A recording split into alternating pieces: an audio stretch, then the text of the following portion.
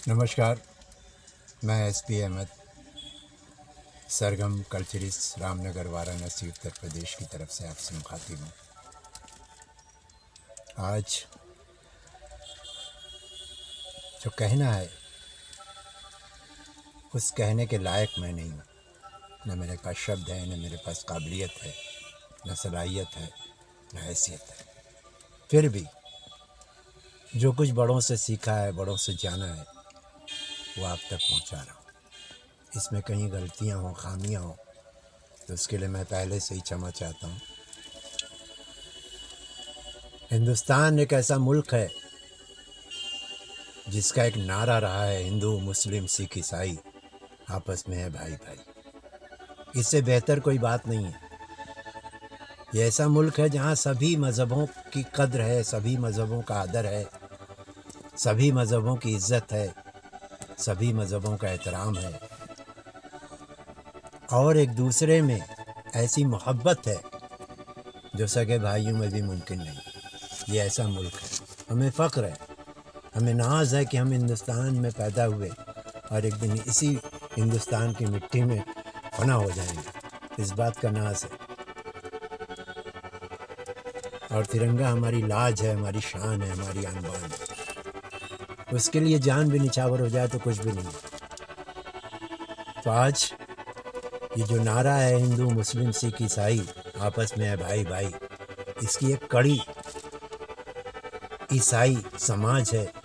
और आज उनकी यानी कल 25 दिसंबर उनकी ईद है, उनकी होली है, उनकी दीपावली है, या जो भी आप कह सकते हैं। हमारे हिंदुस्तान में मिश्रा जी अगर सलीम साहब के यहाँ ना जाएं तो सलीम साहब की जो सेवई वो फीकी रह जाएगी, और सलीम साहब अगर मिश्रा जी के यहाँ ना जाएं तो उनके होली का रंग बदरंग हो जाएगा। ऐसा मुल्क है, ये ऐसी मोहब्बत है। परवान चढ़ते हैं हम, जान बार बार अपने को निछावर करते हैं और सलाम करते हैं इस मुल्क की मोहब्बत पर। तो आज ईसाई भाइयों का ये जो पर्व है 25 दिसंबर को मनाया जाता है, उसके तहत मैं चंद अल्फाज आपके सामने पेश कर रहा हूँ। ईसाई भाइयों के जो इनके मसीह हैं, इनके जो पैगंबर हैं, इनके जो बड़े हैं, वो यीशु मसीह साहब, वो उन्हीं के याद में ये पर्व मनाया जाता है। तो बड़े कहते हैं और हम सब जानते हैं कि उनको सूली पे चढ़ा दिया गया। तो सूली पे कौन चढ़ता है?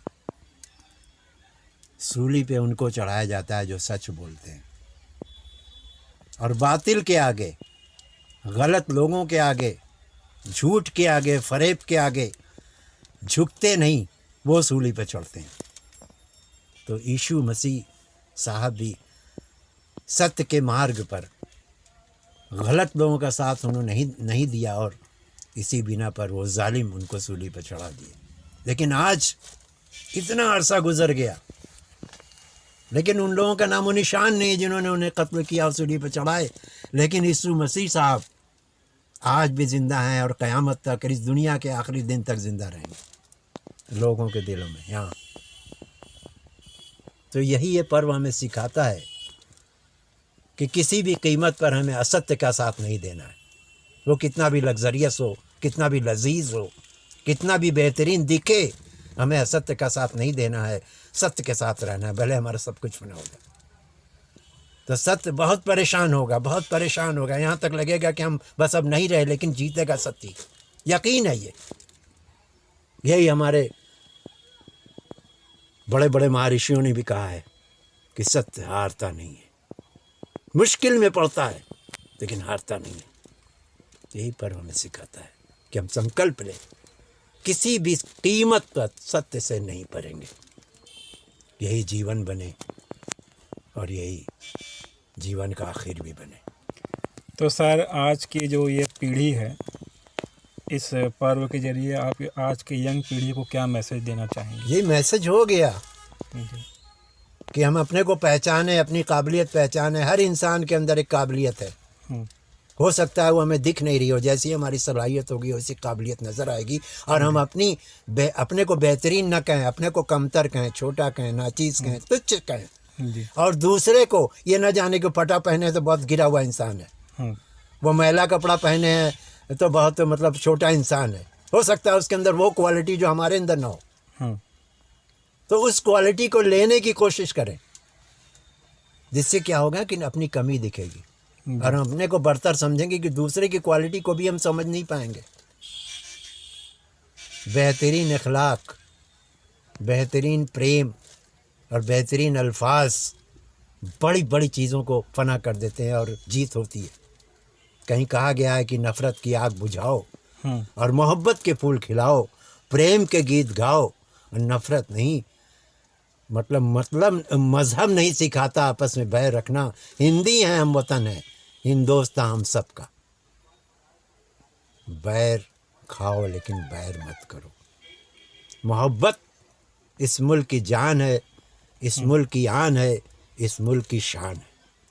Thank you.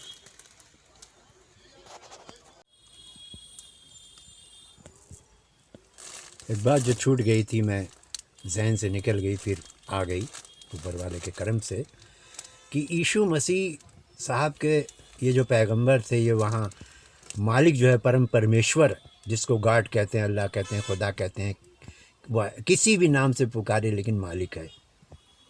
हम सब के बादशाहों का बादशाह वो मालिक है, वही दुनिया का सुपर पावर है। नाम कोई भी हो सकता है, किसी भी नाम से हम जानें, उनको पूजें, नतमस्तक करें, हैं, लेकिन है, ये सत्य है। उन्हीं के ये संदेष्टा थे, अच्छी बातों को दुनिया में फैलाने के लिए और कुरीतियों को दूर करने के लिए परम परमेश्वर की तरफ से भेजे गए यीशु मसीह साहब। तो उनकी उसके अंदर एक सिफात, हर संदेष्टा में वो मालिक को सिफात डालता था। तो उनके अंदर एक सिफात थी, एक क्वालिटी थी कि जन्मजात अंधे को अगर स्पर्श कर देते थे तो वो देखने लगता था, उसकी ज्योति वापस आ जाती थी, या वो नहीं भी है तब भी वो अदृश्य दृष्टता की तरफ आ जाता था। और बहुत बीमार अगर कोई है तो उसको भी स्पर्श कर दें तो तुरंत स्वतः उस मालिक के करम से वो ठीक हो जाता था। कोढ़ी को भी अगर छू लेते थे तो वो भी रोग मुक्त हो जाता था।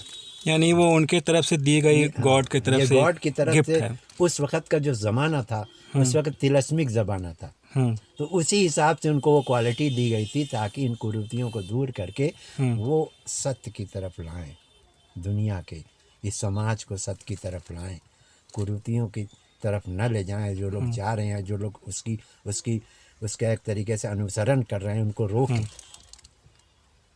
ये थी उनकी क्वालिटी, ये थी उनके अंदर की एक सलाहियत, जिसको कहते हैं बेहतरीन सलाहियत, जो आम इंसानों में नहीं होती। इस सालों से अपाहिज इंसान अगर बोल दे तो वो कुछ भी, किसी तरीके का परेशान व्यक्ति, इंसान उनके पास आए तो पहले तो उनको देखते ही आधा दर्द उसका दूर हो जाता था। और अगर उनका सानिध्य पाले तो उसके नसीब का क्या कहना। वो कहते हैं ना कि पारस पत्थर जिसे कोई छू ले तो भी सोना आ जाता था। तो जितने भी पैगंबर आए, जितने भी संदेष्टा आए, किसी भी मजहब में आए हो, वो सब पारस थे। जी सर। उनके सानिध्य में जाने से ही इंसान एकदम वशीभूत हो जाता था और कुरीतियों से पाक हो जाता था। और अगर अनुसरण कर ले तो वो खुद एक तरीके से संदेष्टा हो जाता था।